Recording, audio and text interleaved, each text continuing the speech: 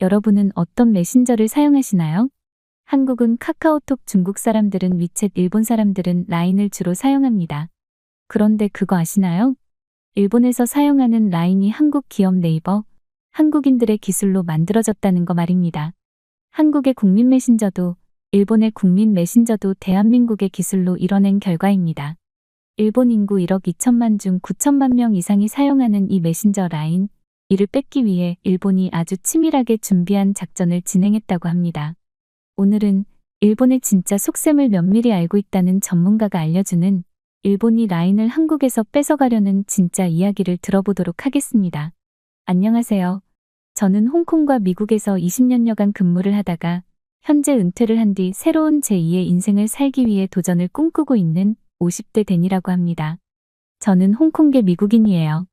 아버지는 홍콩인이고 어머니는 멕시코 출신이신데 뉴욕에서 태어나 자랐어요. 그래서 저는 여러 나라의 이념이가 가치를 존중하려고 하는 편이에요. 어릴 때부터 그것이 당연한 것이라며 살아왔죠.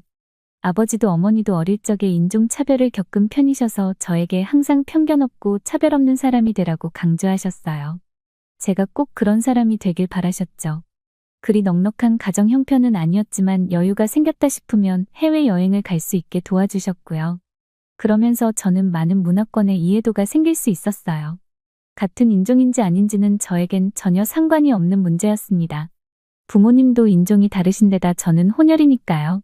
새로운 나라의 사람들을 만나고 사귀는 건 즐거웠고요. 그들을 만나서 듣는 이야기는 흥미로웠어요. 그건 미디어에서 들어볼 수 없었던 정말 생생한 이야기였거든요. 그런 점들은 저를 더 좋은 사람으로 만들어주는 자양분이 됐습니다. 사회적인 다양한 문제에 관심을 갖게 만들었고 그런 것들은 학업 성적으로 이어졌거든요.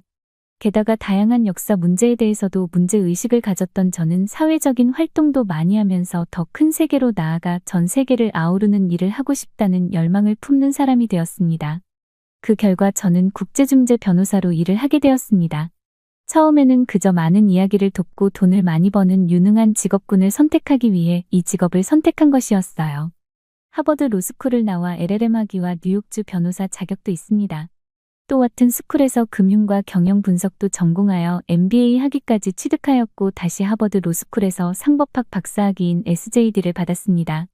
하버드 박사 경력을 갖춘 저는 여러 회사에서 근무를 했어요. 그러고 가장 오래 일한 곳은 홍콩의 국제금융회사였습니다. 그곳은 상당히 큰 규모를 가진 곳으로 국제의 다양한 사건들을 다뤄야 합니다. 금융이야말로 사람들이 살아가는 모든 이해관계와 민첩하게 연결이 되어 있기 때문에 각 나라의 이면을 볼 수밖에 없었어요. 홍콩은 국제금융허브라고 불릴 만한 곳이기 때문에 제가 이 직업으로서 명성을 떨칠 수 있는 아주 좋은 기회라고 여겼어요. 정말 다양한 국적과 경험을 가진 능력 있는 변호사와 전문가들이 넘쳐났죠. 일에 매진하기도 완벽한 환경이었어요. 우린 모두 일에 미쳐 살았죠. 국제적으로 성공을 꿈꾸는 사람들에게는 기회와도 같은 곳이었어요.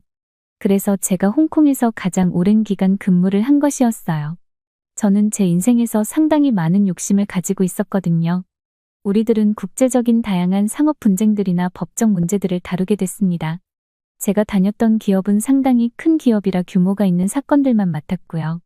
이건 법도 잘 알아야 하지만 결국엔 사람들끼리 협의를 해야 하는 문제이기 때문에 그 나라가 가진 정서나 이해관계, 사회적인 분위기나 관례도 잘 이해를 해야 했어요. 그게 제가 가진 직업의 능력이자 책임이었죠. 중재는 사실은 일반적으로 사적이고 비밀리에 이루어지고 중재 판정은 법적 구속력이 있습니다. 경우에 따라 국제중재 변호사는 국제소송을 진행하기도 합니다.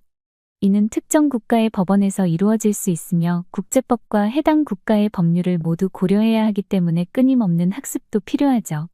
저는 정말 열심히 일에 전념했어요.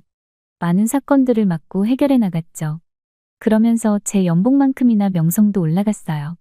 자동차 정도를 살 때 걱정 없이 살 정도로 풍족한 연봉을 받게 되었습니다. 많이 벌고 적게 일했습니다. 일도 높게 일을 했어요. 능력이 높아지다 보니 다른 사람이 별로 하고 싶지 않아 하는 어려운 케이스를 맡아서 처리했고 그만큼 많은 보수를 받고 또 많이 쉬었죠. 그래서 남는 시간마다 해외로 여행을 다니며 시간을 즐기기도 했고요. 국제중재 변호사가 되면서 저는 다양한 나라의 사건과 사람들을 접하면서 솔직히 많은 선입견이 생길 수밖에 없었는데요. 그 중에서 제가 가진 선입견은 한국인은 정말 똑똑하다는 거였고, 일본인들은 협상하기 너무 힘들다는 거였죠. 서양 사람들은 대부분 이익적으로 문제가 없으면 크게 어렵지 않게 서로 협의를 해나가는 반면 아시아권 중에서 특히나 중국과 일본의 문제와 부딪힐 때면 저는 매번 기운이 다 빠질 정도로 힘이 들곤 했어요. 이건 사람이나 기업이나 마찬가지였습니다. 같이 일하는 동료 중에서 제가 유일하게 경계하는 사람 또한 한국인 친구였어요. 그는 정말 여유로운 사람이었어요. 저는 그 사람이 뿜는 여유로움과 평정심을 항상 부러워하곤 했어요. 제 인생에서 롤모델이 있다면 그 친구 오스틴 한국 이름으론 수찬이를 꼽을 수 있을 정도일 겁니다. 수찬이는 저보다 더 쉽지 않은 회사 생활을 했습니다. 정말 대단하다는 말이 절로 나오는 그런 친구였죠.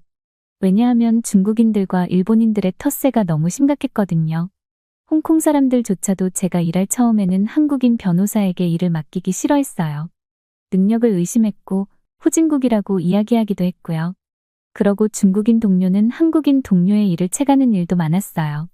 우리들은 클라이언트가 배당이 되는 것이 아니라 나중에는 클라이언트가 우리를 뽑게 되는데 아무도 한국인을 뽑으려고 하질 않았어요. 다 소문을 낸 수작 때문이었어요. 하지만 그 한국인 친구는 점점 실력으로만 증명을 해냈어요. 아무도 못 해낼 거라고 하는 중재들을 떡하니 해결해 내갔거든요. 어떻게 그런 생각들을 해냈지 하는 방식으로 이르르 처리해 나갔어요. 그 친구가 일을 하는 방식을 보면서 정말 많은 걸 배웠습니다. 우리는 나란히 성장했어요. 우린 더 큰 기업과 사건을 맡게 되었죠. 이젠 동료들은 그를 인정했지만 우리에게 일을 맡기러 오는 클라이언트가 또 말썽이었습니다. 일을 잘한다고 와서 봤더니 한국인이라며 대놓고 무시를 했어요. 특히 일본인들은 한국인만 아니면 된다고 일본 회사의 문제를 한국 사람에게는 절대로 맡길 수 없다며 매번 일본 사람들의 일은 거의 제가 도맡아 하듯이 하게 됐죠. 괜히 미안한 마음이 들었지만 제 동료는 전혀 개의치 않아 했어요. 그러고 꾸준하고 묵묵하게 본인의 가치를 증명해 나가는 모습이 정말 멋졌습니다.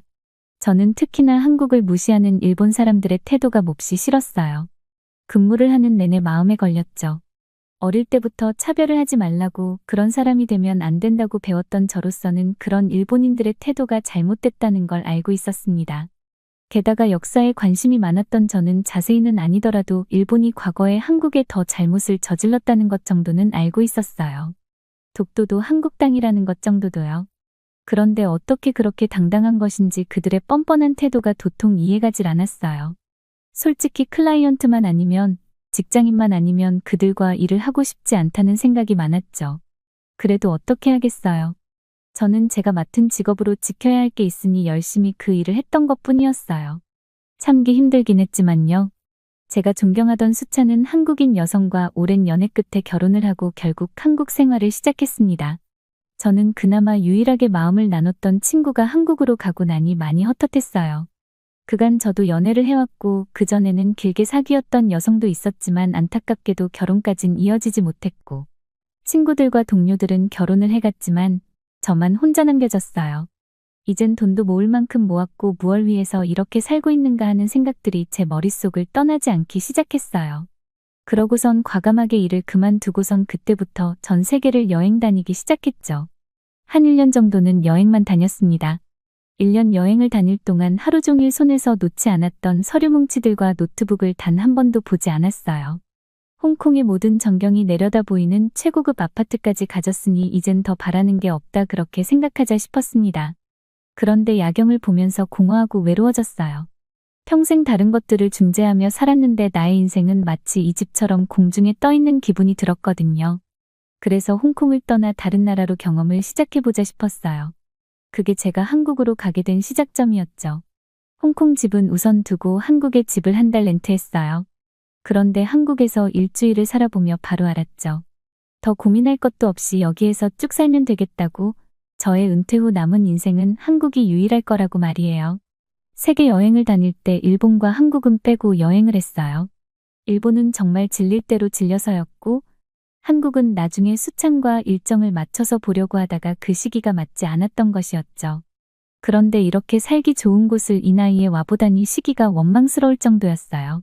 가장 첫 번째로는 한국어 학원을 등록했고 외국인들이 만나는 모임에 가입해서 한국 문화를 빠르게 멘토링 받으며 적응해 나갈 수 있게 됐습니다. 저는 새롭게 무언가를 하고 싶었어요. 그래서 그간 제가 했던 경험들과 지식을 토대로 한국인 그 친구와 함께 개인 채널이나 방송이라도 준비해보는 게 어떨까 싶었죠. 수찬도 현재 회사를 그만두고 개인 사무실을 차린 상황이었거든요. 개인적인 시간을 활용할 수 있었죠. 수찬은 저에게 방송을 하는 것을 도와줄 테니 현재 새로 시작한 사업에 대해 조언을 좀 해달라고 부탁을 해왔어요. 원래 부탁을 전혀 하지 않던 친구가 난생 처음으로 그런 제안을 해온 거라 뭔지 자세히 묻지도 않은 채 바로 승낙을 했고요.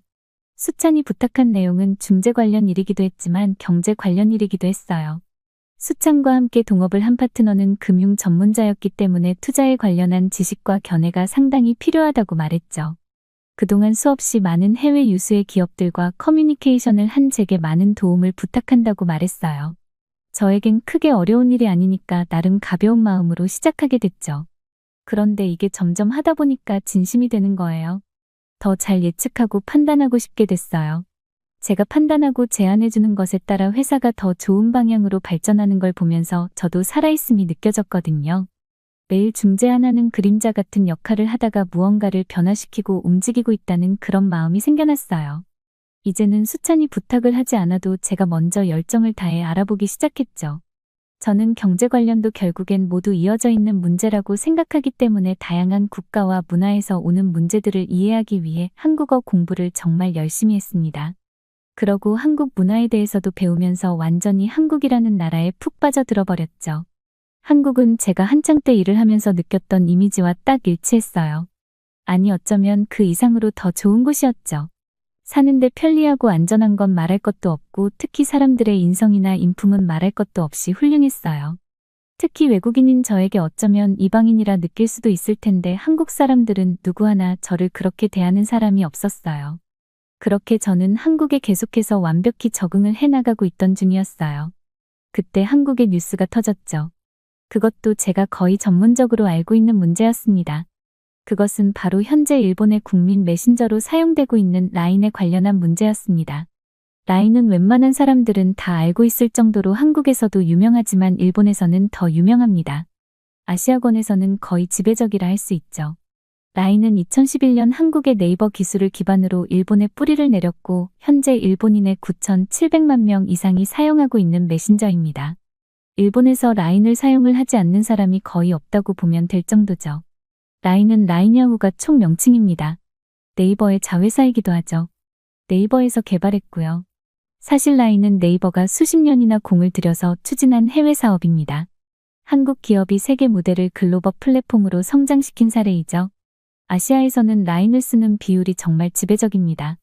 이 정도의 가치가 있는 플랫폼을 사실 이제 와서 일본이 가져가겠다고 하는 건 솔직히 전문가로서도 그냥 사람으로서도 양심이 없다는 생각이 들었습니다. 저는 이 모든 과정을 누구보다 더 면밀히 잘 알고 있는데요. 사실 라인은 출범 당시에 가장 핵심적인 역할을 한 사람들이 대부분 한국인이었습니다. 한국인 덕분에 지금의 라인이 됐다고 봐도 과언이 아닌 거죠. 가장 먼저 이 갈등에 불을 지피게 된 시발점은 해킹 사건이었지만 이제는 뭐 거의 한일전이 된 느낌이었습니다. 수찬과 매번 축구를 즐겨봤기 때문에 그 한일전 때 너무 응원을 하고 흥분을 해서 제가 물었던 적이 있었거든요. 평소에 그렇게 평정심이 있는 사람이 왜 한일전 때만 그렇게까지 하냐면서요.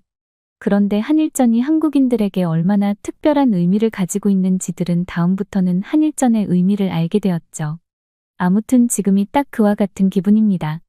라인이 비록 제 기업도 아니고 제가 한국인도 아니지만 이런 저도 화가 나도 어이가 없는 상황인데 직접 이 일을 겪고 있는 당사자들은 얼마나 화가 날까 싶었습니다. 지난해 11월 개인정보 유출 사고가 터진 이후로 일본 총무성은 2차례 행정지도를 통해 이례적으로 네이버와의 자본관계를 재검토하라고 지시했을 때 그때부터 그들은 생각했겠죠. 이건 다시는 오지 않을 기회라고 말입니다. 이대로 두면 라인은 동남아 시장 확장으로까지 이어질 텐데 그걸 그냥 싹 본인들이 가져가겠다는 심산으로 보여지고 있습니다. 그간 수많은 사건들을 해왔지만 미국 같은 전 세계의 1위 기업들이 모인 곳에서도 유출이나 해킹 문제는 끊임없이 일어납니다. 다만 그걸 어떻게 해결하고 막아나가느냐, 그 다음에 어떻게 보수를 하고 더 변화하는 모습을 보여주느냐는 오히려 기회가 되어 주가를 상승시키기도 하죠. 그래서 처음부터 사실 일본에서 꼬투리를 잡으며 걸고 넘어진 해킹 문제가 누가 봐도 어느 나라에서든 생길 수밖에 없는 일과 별반 다르지 않다는 게 확실합니다. 아마 이러는 이유는 돈이나 경제적인 가치가 되니까가 가장 클 겁니다. 그렇지만 제가 여태껏 상대해 온 일본인들의 특성으로만 감히 말씀드려 보건대 돈보다 그들은 일본만이 가진 이상한 기준 때문에 더 라인을 뺏으려고 하는 것 같다는 생각이 들었습니다. 일본은 자국 중심주의가 상당히 강한 나라입니다. 전 세계 그 어디도 그 점에서 일본을 이길 수 있는 나라는 없을 겁니다. 중국과도 같은 곳 아닌데 민주주의에서 그런 신념을 가진 아주 독특한 문화를 가진 나라죠. 그래서 역사와 전통을 따지면서 2024년에 자율주행을 하는 이 최첨단 시대에도 일본만은 아직도 전통이라고 우기며 변하지 않고 있는 것들이 많은 겁니다. 사람들이 불편하든 말든 영향력 있는 사람이 그게 옳다고 주장하고 믿으면 아무리 아니어도 그대로 밀고 나가고 있죠. 참 우리 눈에는 이상해 보이는데 그들은 그런 문화를 가지고 있어요. 그런 면이 다른 나라나 요즘 세대의 사람들의 입장에서 보기엔 상당히 억지스럽고 고집스러워 보이는데도 일본에 깊숙이 박혀있는 그 사상은 변하기 쉽지 않습니다. 그러니 그런 나라인 일본에서 다른 나라가 일본의 기업을 이 정도로 불렸다는 건 결코 인정을 할 수 없을 겁니다. 일본에서 라인을 사용하는 사용자를 살펴보겠습니다. 쉽게 설명드릴게요. 한국에서는 카카오톡을 사용하죠. 미국에서는 대부분 그냥 문자를 사용하는 경우가 많습니다. 그리고 중국에서는 위챗을 사용합니다. 다 각자 본인 국가가 개발한 기술을 국민들이 이용하고 있단 말이죠. 그런데 일본은 보세요. 자기네들이 최고고 가장 대단하다고 생각을 가진 사람들이 본인의 나라 국민들이 타국인 그것도 자신들이 가장 기술로 무시했던 한국에서 만든 기술로 일상을 모두 소통한다. 제가 아는 일본인들은 그걸 절대로 받아들이기 어려울 겁니다. 죽어도 인정하기 어려워할 거예요. 라인은 지금 현재 일본인 9,700만 명이 사용하고 있습니다.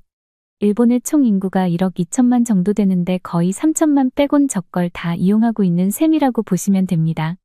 정말 엄청난 수치죠. 그래서 일본인들은 인정할 수 없을 겁니다.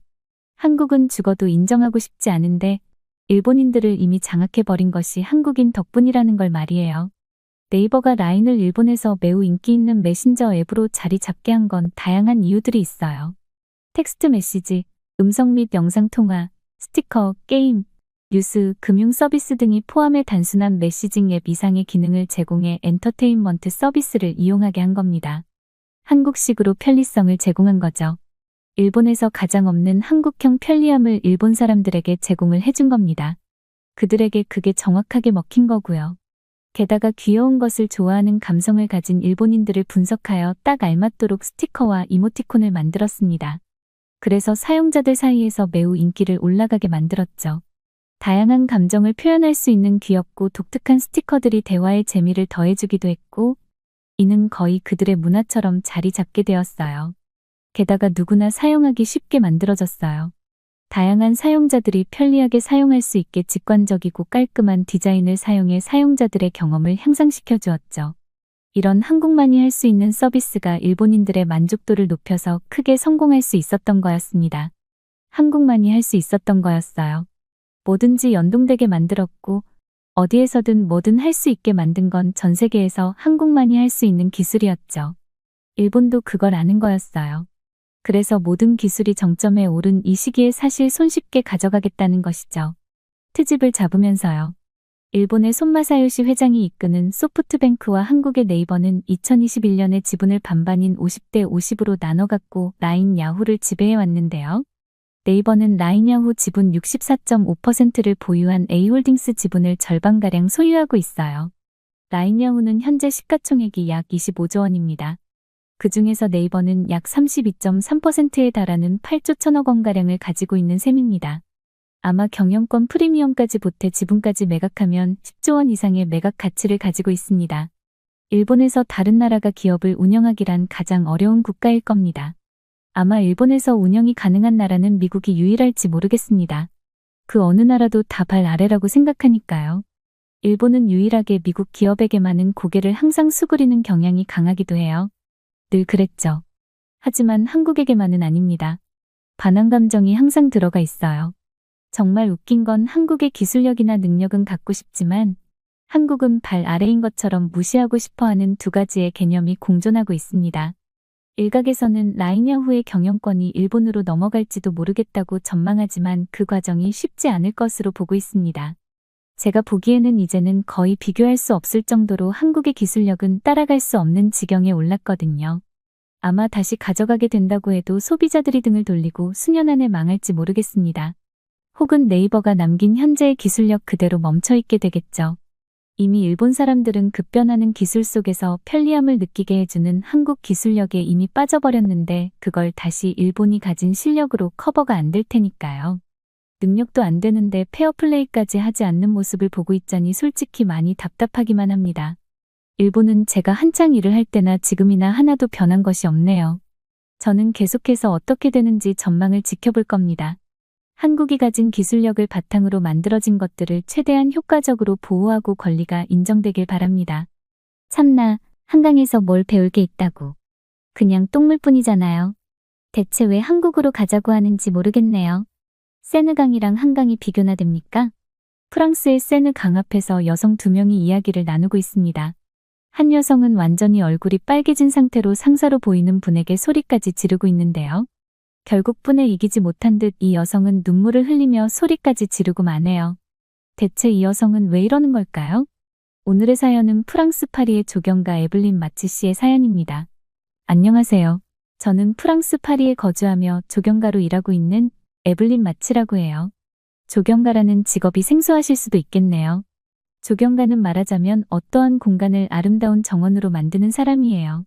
여러 가지를 고려해서 그 공간에 어울리는 전체적인 디자인을 하고 많은 요소들을 고려하며 어울리는 식물들로 조화롭게 꾸며져야 한답니다.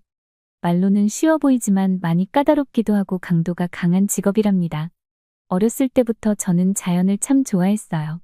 사람들이 모르는 식물들도 찾아서 연구하고 구해서 집 앞에 심어보기도 했죠. 자연이 주는 편안함은 사람의 마음을 치유해주는 힘을 갖고 있기도 해요. 이건 정말이랍니다. 힘들기는 하지만 저는 지금 제 일이 너무 좋아요. 도심 속에 제가 디자인한 아름다운 녹색지대를 보는 것만큼 저에게 만족감을 주는 일도 없거든요. 볼 때마다. 그런데 이번에 저에게 조금 어려운 일이 맡겨지게 되었어요. 바로 이번에 진행하게 된 세느 강 작업이었죠. 세느 강 작업은 올해 열릴 2024년 파리 하계 올림픽을 준비하면서 시작이 되었어요. 1923년부터 심각한 오염 때문에 대중에게 폐쇄됐던 세느강이 대규모 정화 작업의 중심에 섰죠. 정부는 1세기 만에 처음으로 강에서 수영할 수 있게 만들겠다는 결심을 했어요. 지금의 강은 엉망진창이었죠. 쓰레기와 하수로 가득했고 낡은 하수 처리 시스템은 오히려 해만 끼치고 있었어요. 그래서 저희 회사는 정부와 협력해서 이 엄청난 일을 하게 됐죠. 세느강 옆에 서서 오염된 물이 흘러가는 걸 보면서 저는 속상한 기분이 들었어요. 정화 작업의 규모가 엄청났거든요. 착잡한 마음으로 탁한 물을 응시하고 있는데 상사가 저에게 다가왔어요. 에블린, 상사가 착잡한 제 상태를 알아차렸는지 조심스럽게 저를 불렀어요. 저는 상사를 바라보았죠. 할 말이 있어요. 잠깐 앉을까요? 상사는 미소를 지으며 저를 옆에 있는 벤치로 안내했어요. 저는 이번 프로젝트에 대한 좋은 생각이 있는 것 같다는 생각에 따라서 옆에 앉았죠. 이번 프로젝트가 쉽지 않을 거라는 거 알죠? 상사가 커피를 한 모금 마시며 이야기했어요.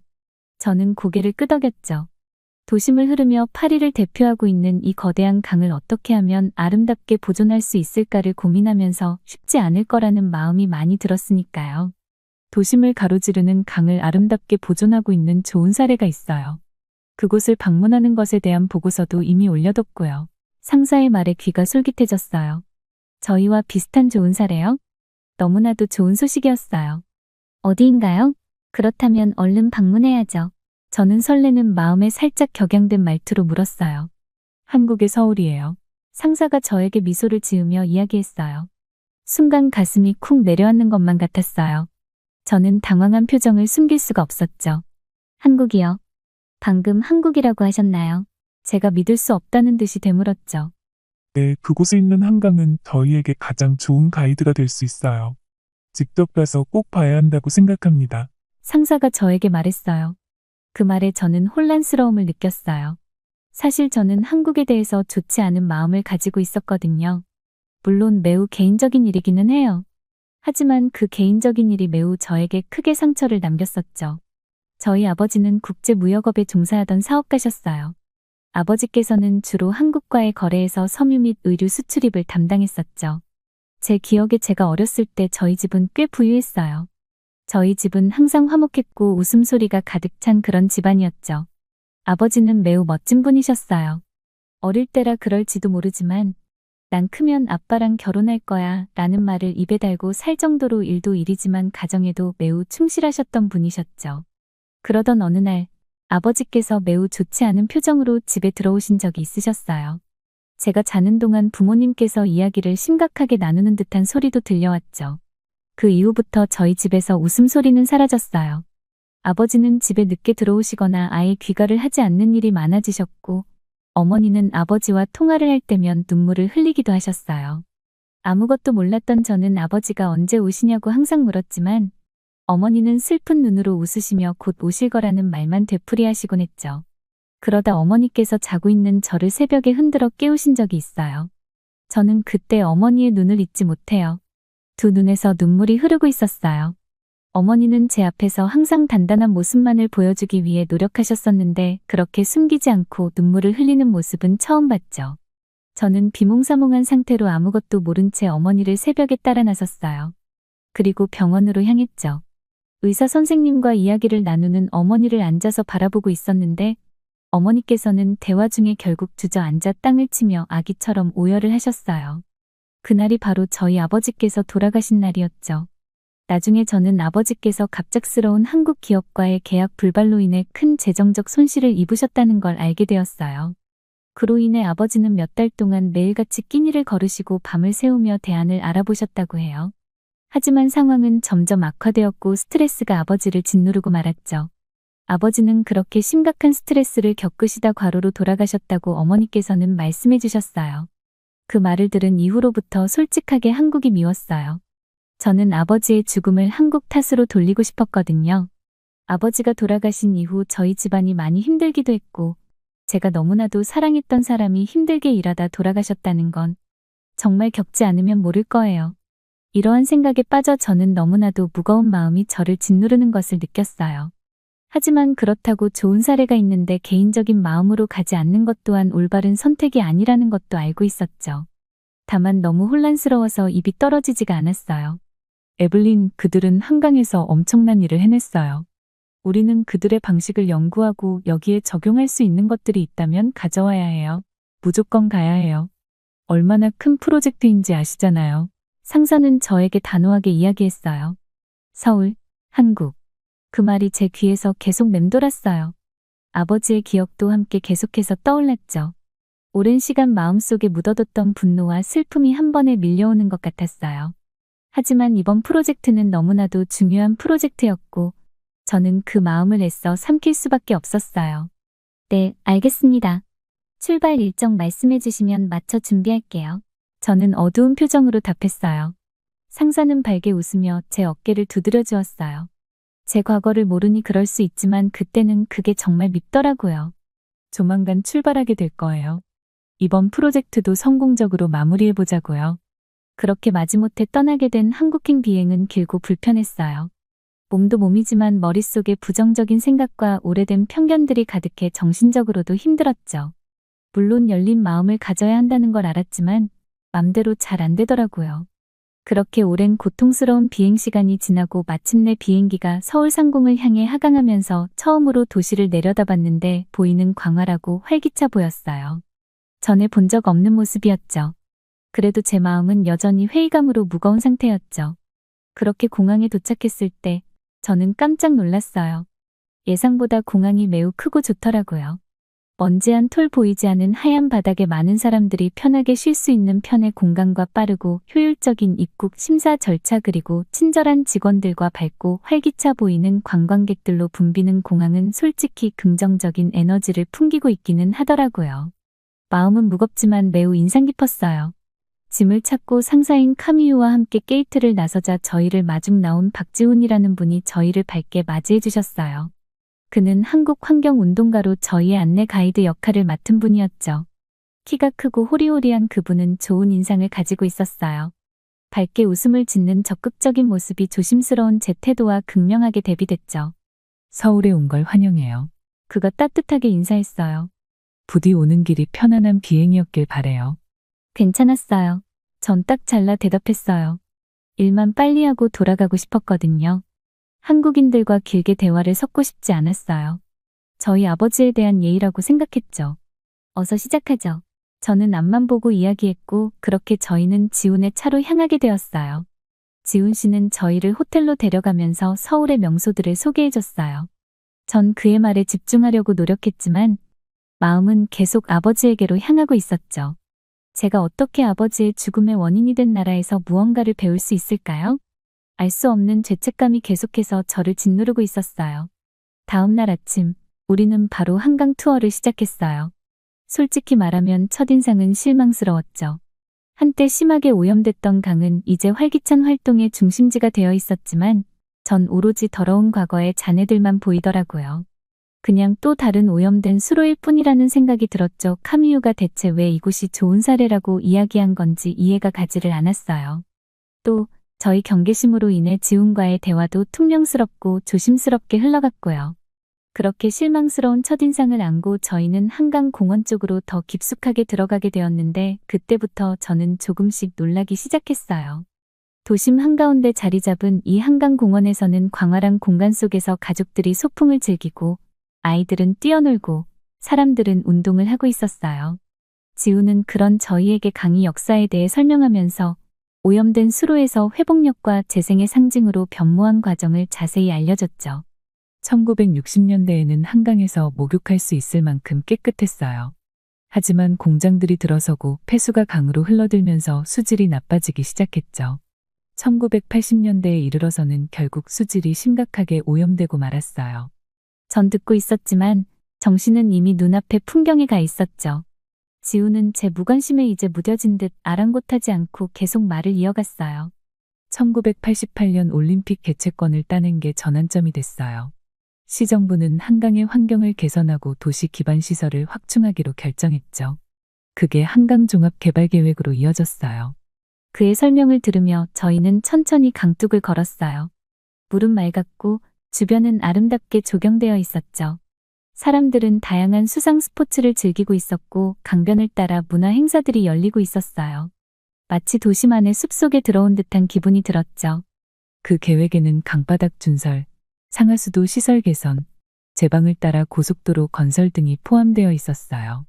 이 사업들 중 대다수가 오늘날 수도의 상징물이 되었답니다. 처음에는 내키지 않았지만 솔직히 저는 그 프로젝트의 규모에 감명받지 않을 수 없었어요. 한강의 변화는 놀라웠고 그 변화를 위해 기울인 노력에 감사하지 않을 수 없었죠. 그리고 잠깐 본 한강 공원의 조경과 분위기는 대단했어요. 그 중에서도 특히나 기억에 남는 순간이 있었어요.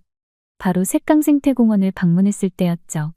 섬세한 조경과 생물 다양성으로 유명한 아름다운 곳이었어요. 조경가로서 전 감탄을 금치 못했죠.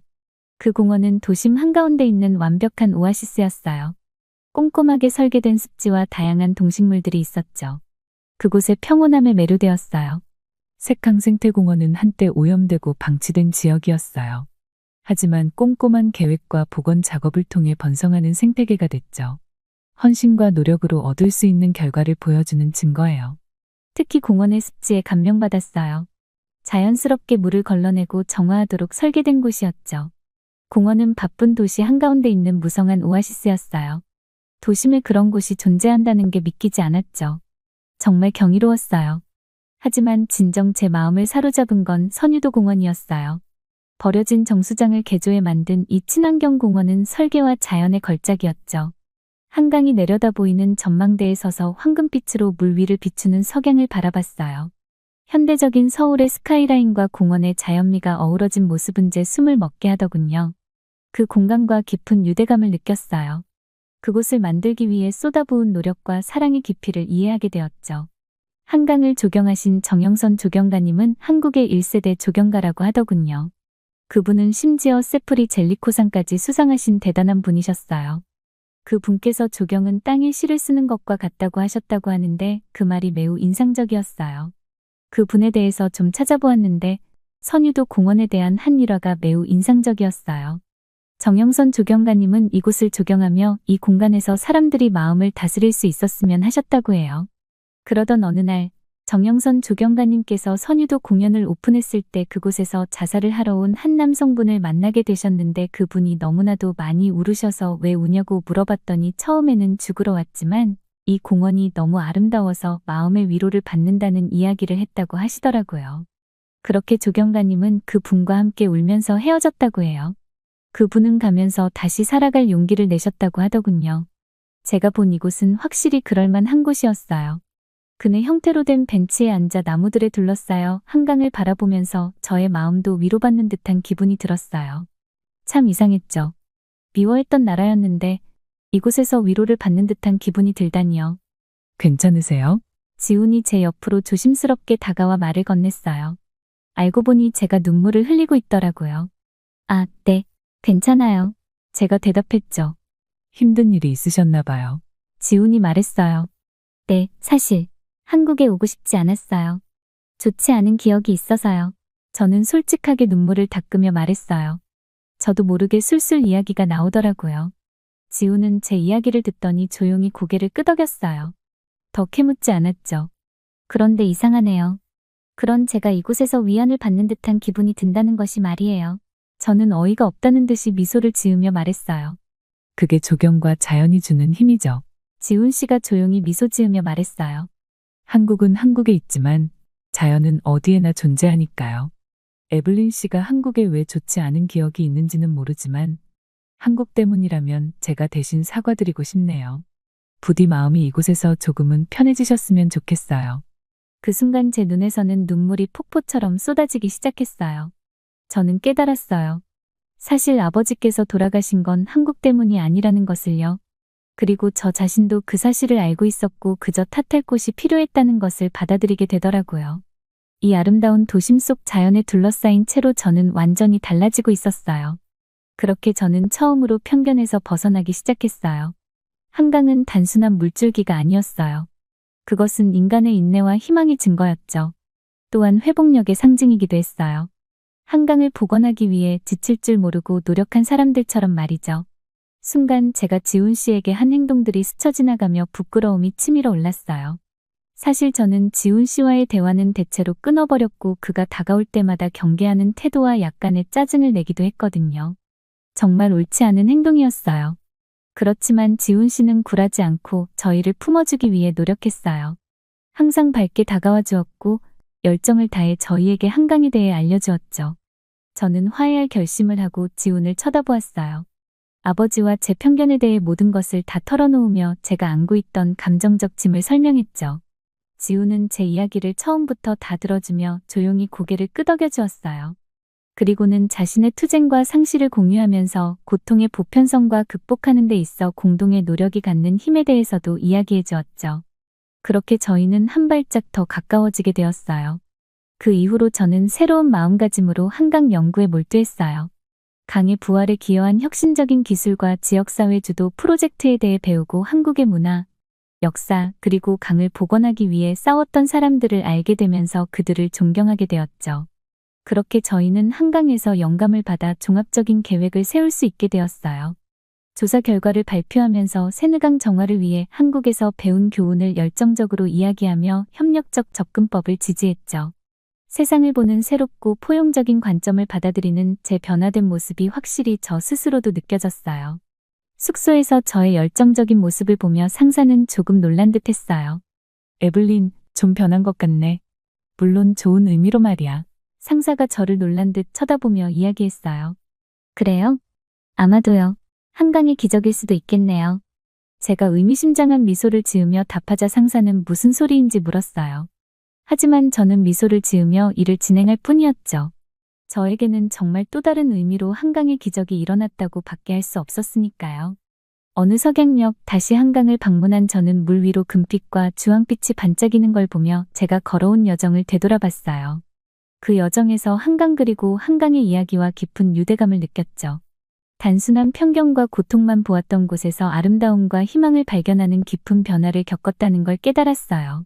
서울은 저에게 회복력과 재생이 가능하다는 걸 가르쳐줬어요. 아무리 극복하기 힘든 도전에 직면해도 말이죠. 한강은 공동의 노력과 자연의 아름다움이 지닌 힘을 보여주는 증거였죠. 그건 평생 잊지 못할 교훈이에요. 변화는 내면에서 시작된다는 것, 그리고 가장 오염된 강도 본래의 영광을 되찾을 수 있다는 것 말이죠. 다음 날 아침, 저희는 또 다른 여러 주요 지점을 둘러보기로 했어요. 각 지점은 한강 변화의 다른 측면을 보여주었어요. 첫 번째 목적지는 한강 수자원 관리 시스템에서 중추적인 역할을 하는 잠실 수중보였어요. 잠실 수중보는 1984년에 한강 종합개발계획의 일환으로 건설되었다고 해요. 주된 목적은 강의 수위를 조절하는 거였죠. 홍수를 예방하고 일정한 유량을 보장하기 위해서요. 수중보 위에 서서 지훈이 그 중요성을 설명했어요. 잠실 수중보는 일정한 수위를 유지하는 데 도움이 돼요. 홍수를 막고 도시의 안정적인 물 공급을 보장하는 데 필수적이에요. 강 생태계의 중요한 부분이기도 해요. 수중 생물의 균형을 유지하는 데 도움이 되거든요.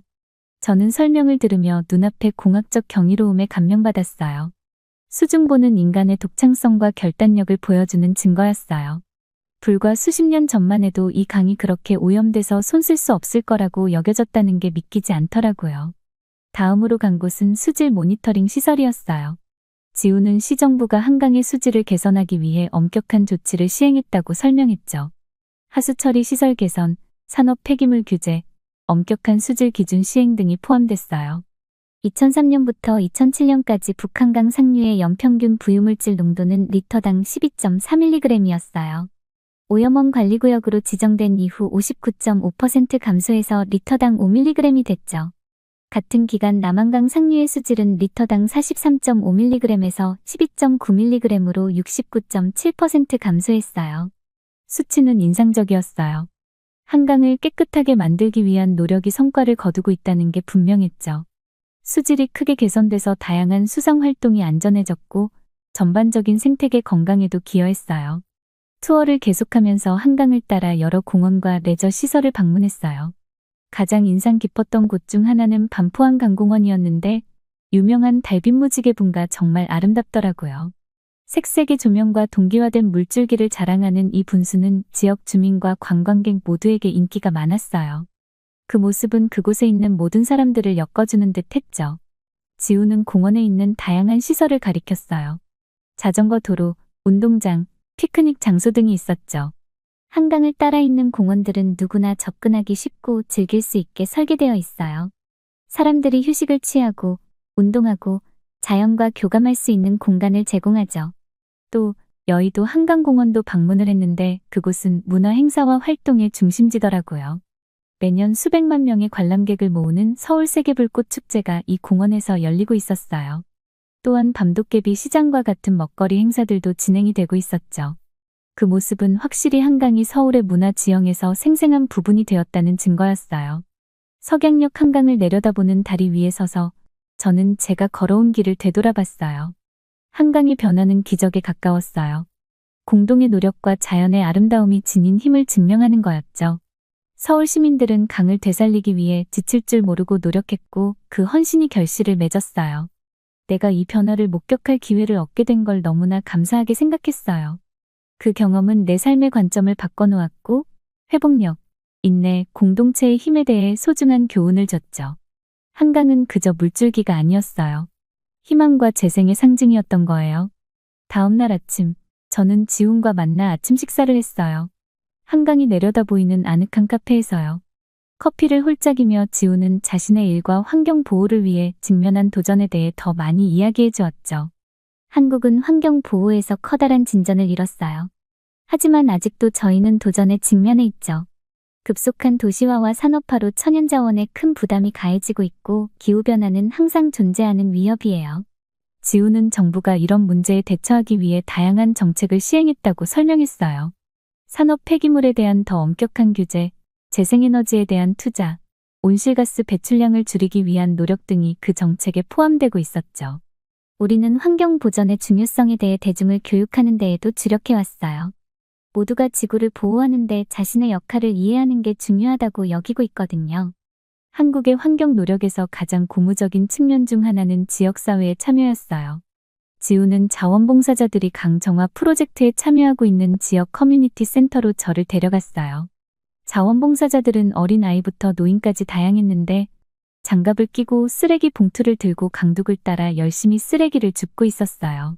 그들의 열정과 헌신은 전염성이 있었고 전 자연스럽게 동참하게 되었어요. 동지애와 목적의식을 느꼈죠. 지역사회는 우리 환경사업에서 중추적인 역할을 해요. 그들의 참여는 프로젝트 성공에 필수적이에요. 공동의 노력이죠. 작은 행동 하나하나가 변화를 만들어내요. 지우는 한국이 환경 문제에 대처하기 위해 도입한 몇 가지 혁신적인 해결책도 소개해줬어요. 그중 하나는 도심의 옥상 녹화와 수직 정원을 조성하는 거였죠. 이런 녹지는 대기 오염을 줄이고 온도를 낮추고 야생동물에게 서식지를 제공하는 데 도움이 돼요. 멋진 옥상 정원이 있는 건물에 갔는데 다양한 식물과 꽃으로 뒤덮여 있었어요. 그 옥상은 사람들이 즐길 수 있는 아름다운 공간을 제공할 뿐 아니라 전반적인 환경 건강에도 기여하고 있었죠. 옥상 녹화 같은 혁신적 해결책은 지속가능한 도시 발전에 중요해요. 기후변화의 영향을 완화하고 도시 거주자의 삶의 질을 개선하는 데 도움이 되거든요. 또 다른 주요 관심사는 재생에너지였어요. 한국은 화석연료 의존도를 낮추기 위해 태양, 풍력, 수력 발전에 상당한 투자를 해왔더라고요. 서울 외곽에 있는 태양광 발전소를 방문했는데 태양광 패널이 끝없이 펼쳐져 있었어요. 지훈의 설명에 따르면 이 발전소는 수천 가구에 전기를 공급할 수 있을 만큼의 전기를 생산하면서 상당한 양의 탄소 배출을 줄이고 있다고 해요. 재생에너지가 미래예요. 후세대를 위해 지속가능한 미래를 보장하려면 깨끗한 에너지원에 계속 투자해야 해요. 그렇게 서울에서의 시간이 끝나갈 무렵 저는 그 경험과 교훈에서 얻은 깊은 감사함을 느꼈어요. 제 처음의 편견은 한국과 한국 사람들에 대한 존경심과 존중으로 대체되었죠. 한강의 변화, 풍부한 문화유산, 혁신적인 환경 솔루션은 모두 한국인의 회복력과 독창성을 보여주는 증거였어요. 변화가 가능하다는 걸 배웠죠. 극복할 수 없어 보이는 도전에 직면해도 말이에요. 공동의 노력과 헌신이 놀라운 결과로 이어질 수 있다는 사실까지도요. 서울에서의 마지막 밤, 저희는 지훈과 함께 한강을 따라 마지막 산책을 했어요. 해는 지고 있었고 물 위로 황금빛이 드리웠죠. 걸으면서 우리가 걸어온 길과 배운 교훈을 되새겼어요. 지훈 씨, 저희를 잘 안내해 주셔서 그동안 너무 감사했어요. 덕분에 저에게도 그리고 저희 프로젝트에도 너무나도 큰 도움이 되었어요. 지훈이 미소를 지었어요. 그 말을 들으니 기쁘네요, 에블린. 저야말로 함께할 수 있어 즐거웠어요. 한강의 기억이 당신의 일에서 계속 긍정적인 영향을 미치길 바랄게요. 지훈의 말에 저희는 미소를 지으며 서로를 쳐다보았어요. 서로 말은 하지 않았지만 서로에게 소중한 사람이 되었다는 걸 알 수 있었거든요. 짧은 시간 내에 한국에서 제가 이렇게나 바뀌게 되었다는 것이 정말 믿기지가 않아요. 완전히 새로운 사람으로 태어난 것 같은 기분이 들거든요. 그렇게 저희는 파리로 돌아와 한국에서 얻은 지식과 통찰을 프로젝트에 적용하고 싶어 했어요. 팀의 조사 결과를 발표하면서 한강 모델에서 영감을 받아 세느강 정화에 협력적인 접근 방식을 취할 것을 열정적으로 주장했죠. 작업을 시작하면서 새로운 목적의식과 결단력을 느꼈어요. 한국에서 배운 교훈 덕분에 삶과 공동의 노력이 지닌 힘에 대한 새로운 관점을 갖게 되었죠. 세느강도 한강처럼 예전의 영광을 되찾을 수 있다는 확신이 들었죠. 한국은 저에게 극복이라는 단어의 중요성을 가르쳐줬어요. 전 그 교훈을 매일 가슴에 새기고 살아요. 그 교훈은 가장 오염된 강도 헌신과 노력으로 예전의 영광을 되찾을 수 있다는 사실을 상기시켜주고는 하죠. 세느강 위로 해가 지는 걸 바라보며 깊은 평화와 감사함을 느꼈어요. 저의 여정은 큰 변화를 겪었고 그 기회를 얻게 된 걸 감사히 여겼죠. 한강은 제 삶을 바꿔놓았고 전 그 점을 늘 고마워할 거예요. 지치지 않는 노력과 헌신만 있다면 변화는 어렵지 않아요. 한강이 재탄생처럼 우리 주변의 세상도 더 나은 곳으로 만들 수 있다는 믿음 말이죠. 한국은 저에게 그걸 알려주었어요. 한 번씩 힘든 마음이 들 때마다 저는 다시 한번 선유도 공원에서의 일을 떠올리고는 해요. 그럼 마음이 평안해지는 것을 느낄 수가 있거든요. 여러분도 꼭 한번 나중에 한강을 가실 일이 있다면 충분히 느끼고 오셨으면 해요. 그리고 저희 세느강도 한번 들려주시고요. 한강을 통해 저는 한국의 환경 보호의 중요성과 열린 마음, 끈기의 힘에 대해 더 깊게 알 수 있게 되었고, 그로 인해 감사함을 느껴요. 또 더 넓은 관점과 마음을 갖고 성장한 저를 만들어준 한국과 한강 그리고 지훈 씨에게 큰 감사를 드리고 싶어요. 나중에 꼭 한 번 더 한국을 방문하려고 해요. 제 이번 이야기는 여기서 끝이지만 다음에 다시 한국을 방문하고 한 번 더 찾아올게요. 모두들 제 긴 이야기를 들어주셔서 감사합니다. 모두 좋은 하루 되세요. 위에 다른 따뜻한 사연들도 있으니 꼭 시청해주세요. 구독과 좋아요 부탁드릴게요. 끝까지 시청해주셔서 감사합니다. 그럼 내일 또 만나요.